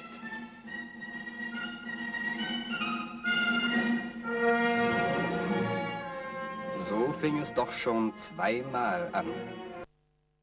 Alors, la stratégie de persuasion est assez simple et visuellement très efficace. Soit des documents visuels, des officiers photographiés en compagnie de Hitler et d'autres chefs nazis sont pointés par des flèches blanches avec un arrêt sur image, 4, puis on voit dans les images d'actualité contemporaine les deux devenus généraux de la RFA aux côtés d'Adenauer. Le principe officier sous Hitler, 4, général sous Adenauer, l'équation est simple, RFA égale Troisième Reich. Et selon ce principe a été même créé toute une série. La série Les Archives sagen aus, les archives témoignent, dont je voudrais montrer juste le générique qui a été écrit exprès pour cette série. Et d'après ce que je sache, c'est le premier film qui met en scène les archives cinématographiques.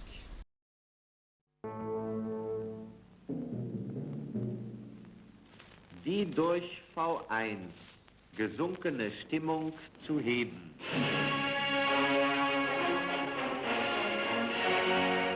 Die sind ja ein Schäbierlump!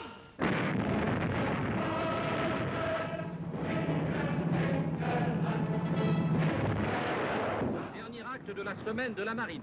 L'escadre de l'Atlantique manœuvre Deutsche Volksgenossen und Genossinnen. de Brest, la flotte sous les ordres du vice-amiral Jean Soul. Wollt ihr den totalen Krieg? Hier habe ich die Meldung, ich lese sie gleich vor und bitte Sie im Funkhaus mitzunehmen. Воздушная тревога, зрелище прекращается.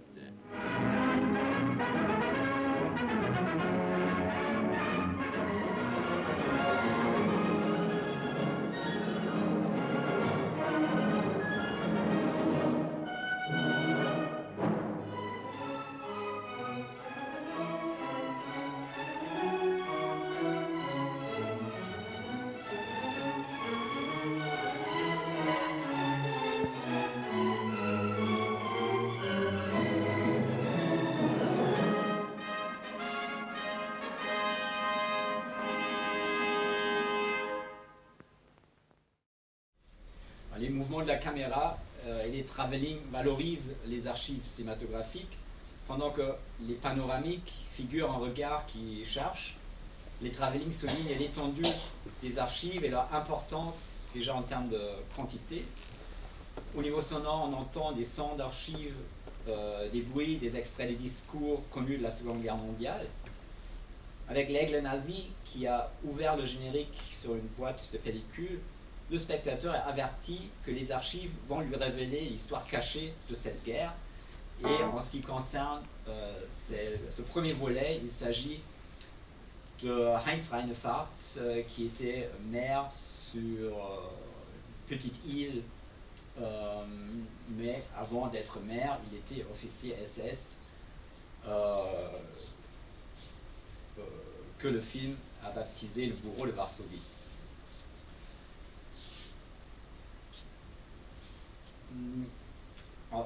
Ces films sont cinématographiquement intéressants, surtout parce que l'argumentation est essentiellement visuelle. Pas besoin de comprendre les commentaires quand on a un montage Reinefahrt en 56 avec un effet de surimposition. À la fin, on le voit en officier SS et au niveau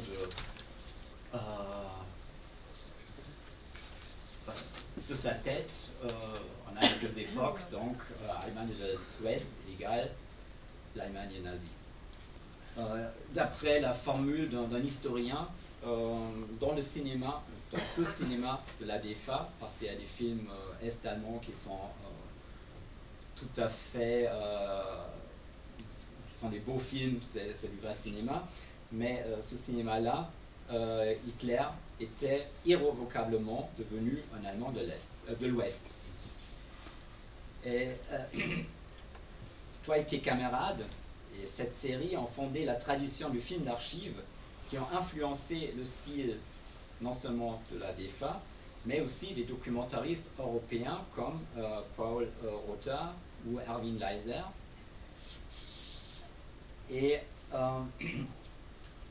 qui, comme c'est le cas de Erwin Leiser, qui est beaucoup moins connu en France, mais dans le travail a joué un rôle important en Allemagne et en Europe centrale.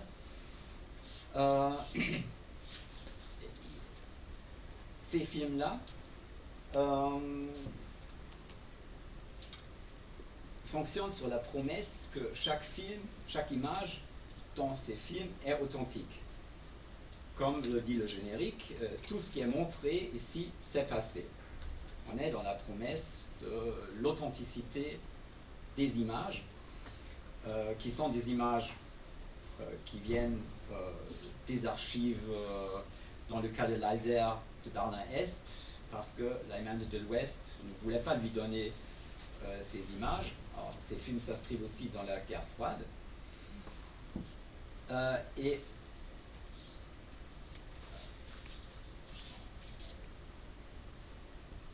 par rapport à tous ces projets, je vais vous montrer une liste parce que c'est vraiment le moment où une série de films de montage assez importants vont sortir. Tous les films fonctionnent avec la promesse des images authentiques, avec le nombre d'archives consultées, le nombre de pellicules visionnées. Par rapport à Leiser, c'était 400 000 mètres. Le film de Leiser, il a joué une double importance. Premièrement, parce que c'est le premier film qui donne une large place à la destruction des Juifs, en montrant les images du ghetto de Varsovie. Et en Allemagne de l'Ouest, où régnait une culture de la silence, où ce film a eu un effet comme, par rapport à la France, peut-être Nuit et brouillard ou les films d'Ophuls. Les images du ghetto utilisés par Leiser vont être à la base du film de Frédéric Rossif. Ah oui, j'ai oublié de mentionner par rapport au film de Leiser, c'est que le film qui a été un succès un peu partout, il a rencontré des problèmes juridiques en Allemagne de l'Ouest parce que Leni Riefenstahl voulait être payée pour les images que Leiser avait utilisées du Triomphe de la volonté. Elle lui a en argumentant que le succès du film est dû à la qualité de son film documentaire. Elle lui a fait 2 procès, heureusement elle a perdu les 2. Mais je pense qu'ils sont quand même, elle a quand même touché les droits. Ce qui est, je dirais, un des scandales dans l'histoire de l'utilisation de ces archives, que pour chaque fois qu'on a utilisé dans un documentaire les images de Riefenstahl, elle a touché de l'argent, et pas seulement les droits, mais elle s'est fait payer 3 fois plus cher que les actualités nazies. Je ferme la petite parenthèse. Le film Le temps du ghetto de Rossif, qui utilise les images du ghetto et qui utilise aussi les images de la propagande nazie. Pendant que l'utilisation il y a des témoignages dans le film du ghetto qui est assez singulière, on pourrait même dire avant-gardiste, et c'est aussi la première fois qu'un documentaire se fait l'écho du vécu et des sentiments des rescapés juifs. Par rapport à l'utilisation des archives nazies, le film les utilise de façon assez naïve et ne réussit pas à déjouer le caractère propagandiste et souvent aussi antisémite de ce matériel, et en les laissant se mouvoir à l'écran sans réflexion et sans aucune prise de distance.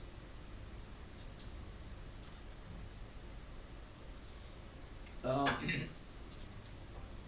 y a beaucoup d'autres films, je pense qu'il faut au moins mentionner le film de Paul Rota, chef de la BBC, et critique et historien du cinéma, et le film de Michael Romm, Le fascisme ordinaire, qui est, à mon avis, l'un des rares films qui réussit à déjouer les écueils de la propagande nazie.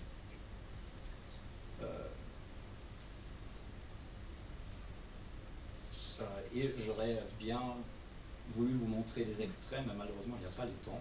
Mais si vous avez l'occasion de regarder le film de Michael Romm, par rapport à l'utilisation de l'image d'archive, c'est certainement l'un des plus intelligents à ce niveau-là. Juste pour finir le tour d'ensemble, avec les 50 ans de la Première Guerre mondiale, en 1964, l'Europe va aussi se pencher sur ce conflit un peu oublié ou dans l'ombre de la Seconde Guerre mondiale. Je voudrais terminer avec le premier film de Marc Ferro, qu'il a réalisé en 1964 dans un projet de commémoration.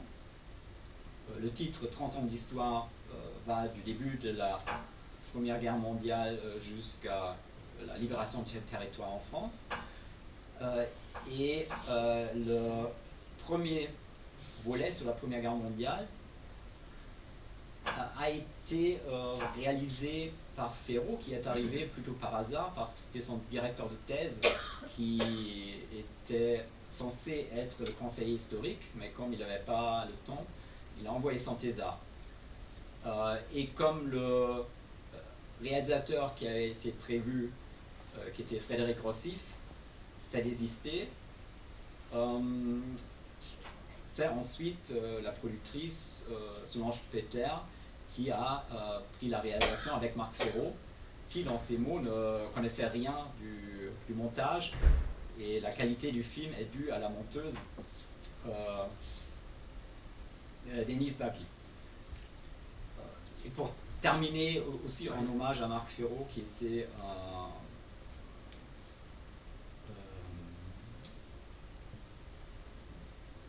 le premier qui a proposé une nouvelle approche avec cinéma et histoire, et qui a innové avec sa façon de voir dans le cinéma non seulement des documents, c'est-à-dire une source pour l'historien, mais aussi un agent, c'est-à-dire un acteur qui est un acteur dans l'histoire. Par rapport à son film, La Grande Guerre, je voudrais vous montrer un petit extrait de la fin, après l'armistice, avec des images dont Ferraud se rappelle comme des images qui l'ont frappé au cœur et qui sont très étonnantes. En vérité, dans le monde entier, l'allégresse est totale et les illusions.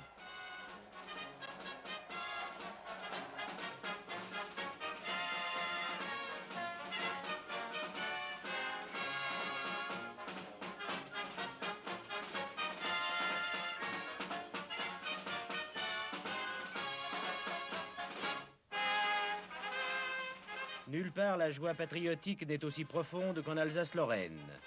L'euphorie de la victoire provoque une sorte de miracle. Le baiser de Clémenceau et de Poincaré, c'est deux rivaux irréductibles.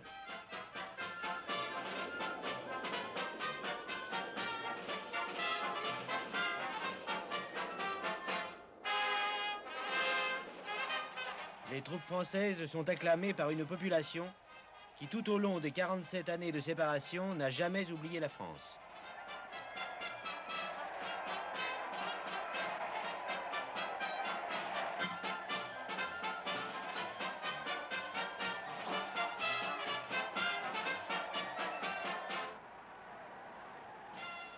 Cette foule en liesse est allemande. Paradoxalement, l'Allemagne, elle aussi, célèbre l'armistice.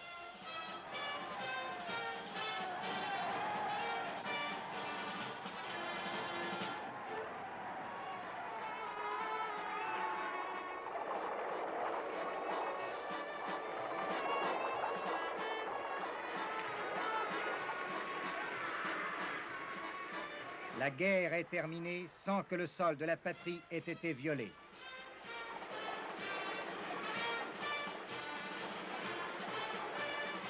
Trahie par les civils, l'armée, si souvent victorieuse, rentre chez elle pour conjurer les menaces communistes. Tel est le mythe allemand de 1918, dont l'effondrement fera mûrir les raisins de la colère.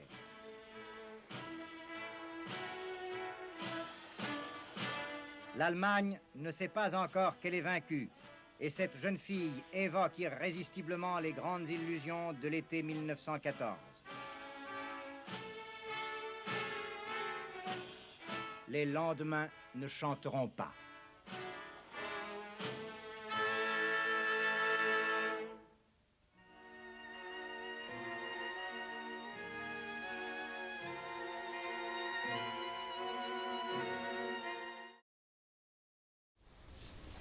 Ce sont des images étonnantes d'une foule en liesse qui fête la fin de la guerre. C'est l'image abstraite d'une défaite triste qui a aujourd'hui pris le pas sur les images concrètes d'une fin de guerre joyeuse du côté allemand. Et ce qui m'a très étonné, que ces images-là, ni en 2014, ni en 2018, on les a pu voir. Et personne n'a eu l'idée de sortir le premier film de Marc Ferraud des archives, malheureusement. Et j'arrive enfin à la fin.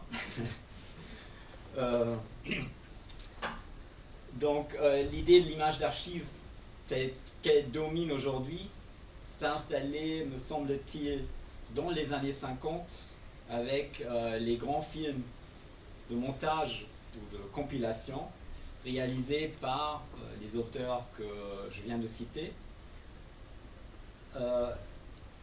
c'est la naissance de l'image d'archive, dans le sens que c'est à ce moment-là où les images prises dans les archives, et dont on fait aussi la publicité avec le fait que ça a été conservé et pris dans les archives, qui vont être il y a une reprise par des cinéastes et vont rencontrer le public, le grand public. Et on est à ce moment dans une pratique massive qui fait que l'image d'archive, avec sa promesse de donner un accès au passé, va s'installer, et avec le mythe de l'image d'archive dont a plus moqué Woody Allen, et je remercie.